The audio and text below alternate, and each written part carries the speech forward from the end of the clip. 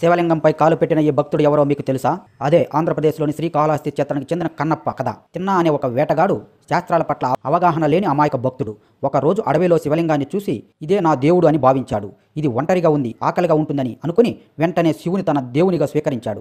పగలు వేటాడి రాత్రి స్వర్ణముఖి నది నుంచి నోటితో నీరుని తీసుకువచ్చి శివలింగాన్ని అభిషేకం చేసి స్వయంగా వేటాడిన మాంసాన్ని స్వామివారికి నైవేద్యంగా అర్పించేవాడు. ఉదయాన్నే వచ్చిన పూజారి శివలింగంపై ఉన్న మాంసాన్ని ఎంగిలిని చూసి దిగ్భ్రాంతి చెందేవాడు. ఎవరో అపవిత్రమైన పూజ చేస్తున్నారని బాధపడి దేవుడిని ప్రార్థించాడు. అప్పుడు ఆ పూజారికి శివుడు కలలో దర్శనమిచ్చి రేపు దాక్కుని చూసి నిజమైన భక్తిని తెలుసుకోమన్నాడు. మరుసటి రోజు రాత్రి పూజారి ఒక చెట్టు చాటును దాక్కుని చూశాడు.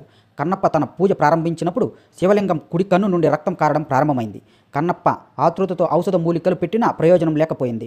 వెంటనే కన్నప్ప ఆ కన్నుకు బదులుగా తన కన్నును ఇవ్వాలని నిర్ణయంతో తన కుడి కన్ను తీసి శివలింగంపై అమర్చాడు. కుడి కన్ను నుండి రక్తం కారడం ఆగిపోయింది. అయితే వెంటనే ఎడమ కన్ను నుండి రక్తం కారడం ప్రారంభమైంది. తను మరో కన్నును కూడా అర్పించాలంటే ఎక్కడ కన్నును పెట్టాలో అని ఆలోచించి ముందుగా కాలు పెట్టి స్థానాన్ని గుర్తుంచుకొని రెండవ కన్ను తీసి శివలింగానికి అమర్చాడు. ఆ పరమ భక్తి పరమ త్యాగం చూసిన పూజారి ఆశ్చర్యానికి గురయ్యాడు.